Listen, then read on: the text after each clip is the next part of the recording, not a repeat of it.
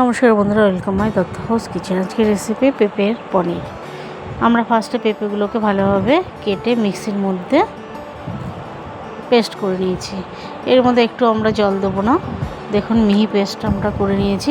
এরপরে আমুল দুধ, ময়দা এবং চালের গুঁড়ো দিয়ে আমরা ভালোভাবে মিশিয়ে নিচ্ছি। দেখুন ভালোভাবে আমরা মিশিয়ে নিচ্ছি, একটু জল লাগাবো না। এরপর আমরা একটা থালাতে যে কোনো তেল, সর্ষের তেল হতে পারে, সাদা তেল হতে পারে, ঘি হতে পারে, দিয়ে আমরা থালার মধ্যে ছড়িয়ে নিয়েছি।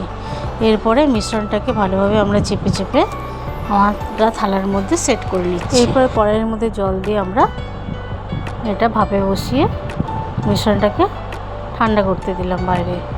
এরপরে দেখুন আমরা গোলমরিচ, আদা, রসুন, পেঁয়াজ আমরা ভালোভাবে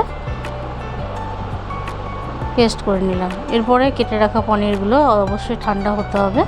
তারপরে কেটে পিস পিস করে নিয়ে আমরা পনিরটা ভেজে নিয়েছি। এরপরে দেখুন একটা মিশ্রণ করে নিচ্ছি। এর মধ্যে জিরে ধনের গুঁড়ো, হলুদ গুঁড়ো, লঙ্কা গুঁড়ো, পেঁয়াজ বাটা, গোলমরিচ, আদা রসুন বাটা দিয়ে আমরা কড়াইয়ের মধ্যে 5 ফোড়ন দিয়ে এই মিশ্রণটাকে দিয়ে দিলাম। এখানে জিরেও দিতে পারেন। এরপরে দিলাম স্বাদ মতন লবণ। এরপরে আমরা পেস্টটাকে ভালোভাবে কষাতে থাকবো। এরপরে দিয়ে দিলাম আমরা রঙের জন্য কিছুটা লাল লঙ্কার গুঁড়ো আর কাশ্মীরি লঙ্কা। এরপরে আমরা সিদ্ধ করে আলুটা রেখেছিলাম, সেই আলুটাকে আমরা ভালোভাবে মশলার সঙ্গে কষিয়ে নিচ্ছি। কে কোথা থেকে দেখছেন আমাদের রেসিপিগুলো ভালো লাগলে সাবস্ক্রাইব করবেন আর কমেন্ট করে জানাবেন। এরপরে কষানো হয়ে গেছে, আমরা এবার পরিমাণ মতন জল দিয়ে দিলাম। জলটা খুব বেশি দিতে হবে না, পনিরগুলো বেশ নরম হয়েছিল। এইভাবে পেঁপের পনির তৈরি করে রাখবেন, বাচ্চারা পেঁপে না খেলেও এই পেঁপেটা এরকমভাবে রান্না করলে খুব ভালো খায়।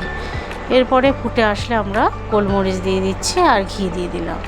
এইভাবে রান্না করবেন পেঁপেটা, কেউ বুঝতেই পারবে না এটা পেঁপে ছিল। আমার এক ভাসুর এসেছিল আমাদের বাড়িতে, তাকে দিয়েছি, সে বুঝতেই পারেনি এটা কিসের। আর আমার মেয়েও এটা খুব ভালো খেয়েছিল। পেঁপে একদম খেতে চায় না, কিন্তু এইভাবে রান্না করলে খুব ভালো পছন্দ করে। আমাদের রেসিপিগুলো ভালো লাগলে সাবস্ক্রাইব করবেন। নমস্কার।